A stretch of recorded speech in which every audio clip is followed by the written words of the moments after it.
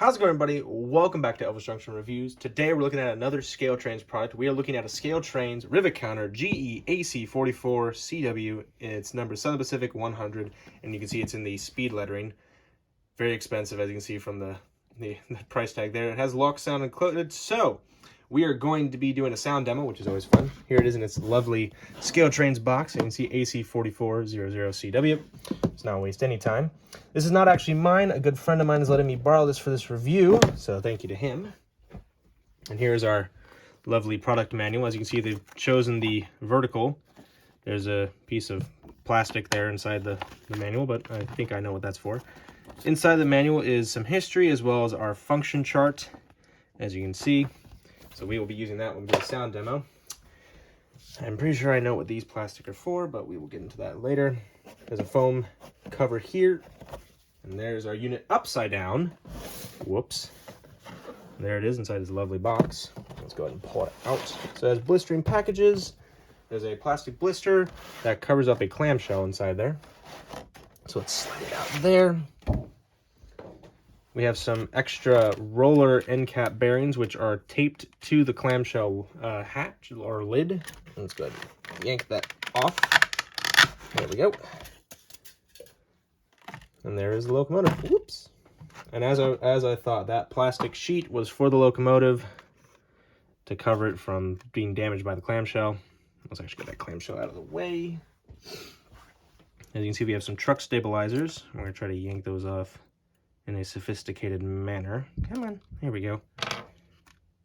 You can hear him breathing in the background, because why not?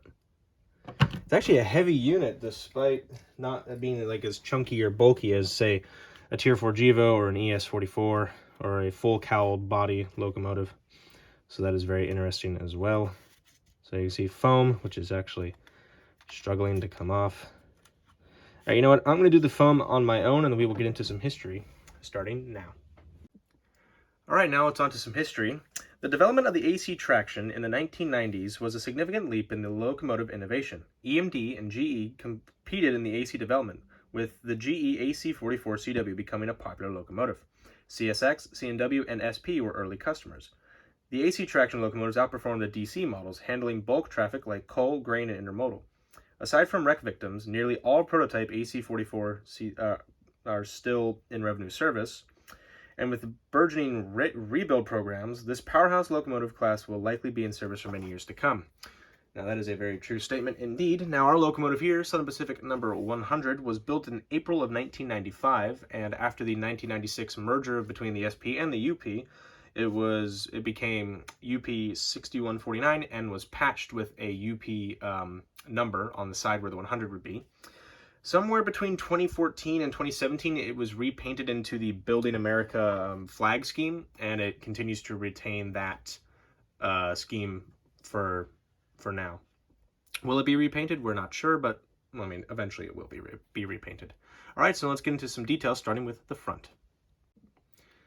Alrighty, so we're kind of looking at the front of the locomotive, and we're going to start at the top and work our way down to the bottom, as we always do. Starting at the top here, we have a little grab iron above the number lights. Speaking of the number lights, they're the number boards, sorry, there they are, and they do light up when the locomotive is in motion.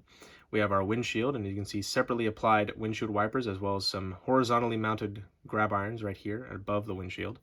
Moving to the nose, and I do apologize, you can't really see it, but there are grab irons that run the length of the nose, and there's two separately applied grab irons right here and right here. And there are our two sand filler hatches, one right here and one right there as well. Moving on to the nose of the locomotive, there is our front-mounted headlight, which does operate when the locomotive is in motion. We have our grab irons right here. They work their way from the top of the nose down to the walkway. There's the door of the locomotive, and there is a little window, so you can look inside and look at the crew if you really want to. We have a little SP logo right here. There's our grab hands, or handlebars, whatever you want to call them. They are painted white. That little dot there on the bottom, right above the walkway, is the walkway light, which is very nice. We have our handrails as well as our ditch lights. These do flash. SP AC44s, their ditch lights did flash, unlike their Dash 9s, those did not flash. Here's our anti-climber right here, and as you can see, underneath the anti-climber is a MU cable, or MU hose. There's our coupler cut bar, you can see, which runs the entire width of the locomotive. Here is the SP style plow with grab irons on top of that. Let's actually focus in on it. There you go. It's 3 MU hoses that come out of the plow there, and there's our air brake, as well as our ScaleTrains metal coupler. All right, so now let's get into some detail with the rear. Alrighty, so you can see we're near at the back of the locomotive. Starting at the top, we have a little grab iron right here. And as you can see, more grab irons that work their way from the top of the locomotive to the walkway. Here's our rear-mounted headlight that does operate when the locomotive is reversing. Underneath there is our sand filler hatch right here and the number 100. We have another grab iron right here. There is the walkway light right there. A few electrical boxes down right there. Our handrails, as well as this little lovely safety chain. Here is our MU hose right here, as well as another little socket right there. Some grab irons right here, oops, and right there. Coupler cut bar. Some spare knuckles in case you have a separation in the train. You can quickly just run back to wherever the car separated and replace the knuckle. Here are the 3 MU hoses on the side of the coupler, and there's our air brake hose and the knuckle, of course. All right, so let's get into some side detail. All right, so we're currently looking at the conductor side of the locomotive here. Starting out immediately, you can see some steps that go up to the front of the locomotive. We have a nice big F to indicate that this is the front of the locomotive. You can see the end of the bloody nose scheme, the scarlet and gray that the SP was famous for. This very long white sill stripe that goes the length of the locomotive. Here's a jack pad right here, as well as some electrical boxes. The cab, as you can see, we have a sunshade, one curved rectangular window here, and 2 square windows here. There's a little rear view mirror right here. Here's our phenomenal truck detail, and as you can see, the end caps do roll. Down here you can see the wheels. They are painted like a weird rustic orange to indicate that the locomotive has been rolling for a long time. Some people like it, other people don't. I'm kind of impartial to it. I don't mind it. I think it depends on the locomotive. With some locomotives it works, others it does. But anyway, moving along here, you can see the large number of electrical boxes that were needed for the AC traction motors. Here's our lovely bell right here. And as you can see, a bunch of safety plaques and signs all over this locomotive to indicate this is a very electrocuted locomotive. As we move on to the massive fuel tank here, you can see a lot of nice detail, as well as the lovely Southern Pacific speed lettering logo right there, which is a very iconic logo of the 90s.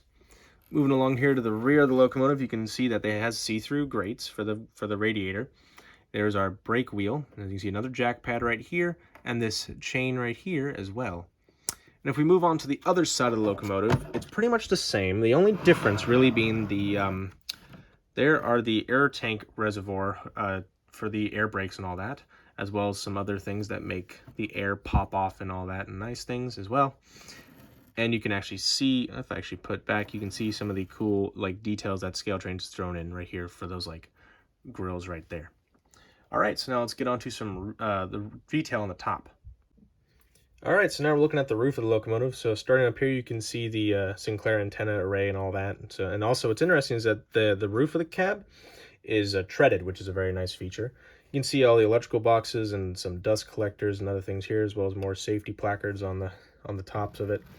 Moving on here, you can see the SP horn right here, as well as the exhaust stack and the top of the radiator section, which is a lot of different grills, and that's a very cool feature as well. All right, so now let's get into our sound demo. Alrighty, so we have the locomotive now on the test track, so let's go ahead and put some power onto the tracks, and let's make sure we turn on here.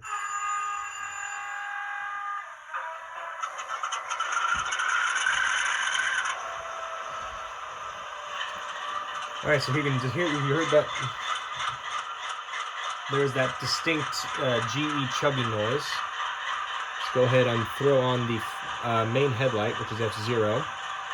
Quite bright. F6 turns on the ditch lights. And as you can see, they're different colors, or at least they're different colors to me and my friend here. So let's go ahead and hear the bell.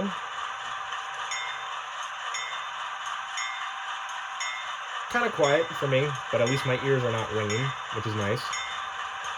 So bell off, and let's hear the horn and watch the ditch lights. They do flash.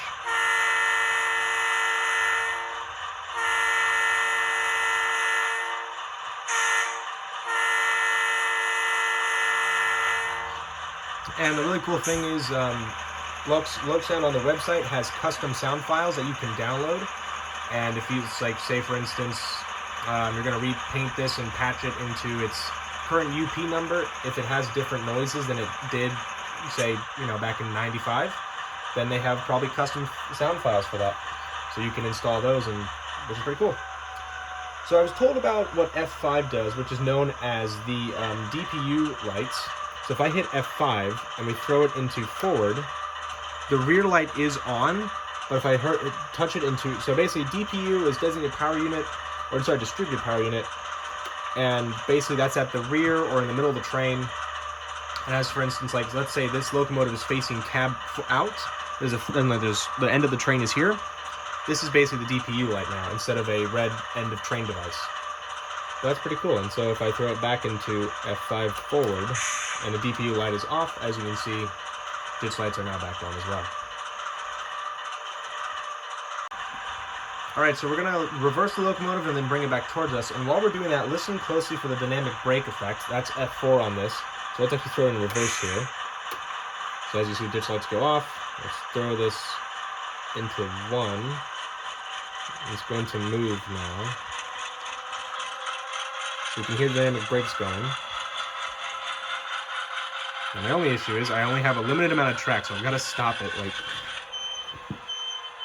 Okay, see? We're fine. Let's bring it, let's bring it forward here. Come back. This is the one thing I have against Lope sound, is the momentum thing, where it kind of requires like momentum to start moving. It doesn't annoy me a little bit, but it's more realistic.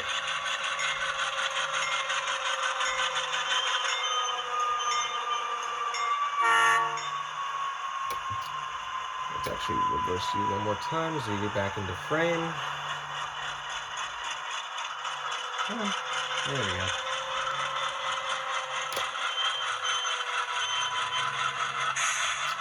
Alright, so now let's get on to my final thoughts. So overall, this is a very good locomotive, and it's very heavy, which was I was very impressed by that. And as you heard, sounds great, looks great. So if you can, I'd recommend you pick up a couple of these, or at least just one, especially if you're going to do like a UP patch. There, I believe ScaleTrains still has a lot in stock. I'm not quite sure. Last time I looked, they only had DCC ready, which is a bit unfortunate, but that's okay. You can always put in any kind of decoder you want. But anyway, if you enjoyed this video, please hit that like button. Also subscribe if you have not, and hit that notification bell to know when I upload. I upload on Mondays and Fridays at 9 a.m. Pacific Standard Time. So check in on those days and at that time to see what I have to review next. But thank you very much for watching. I'll see you in the next video. Bye for now.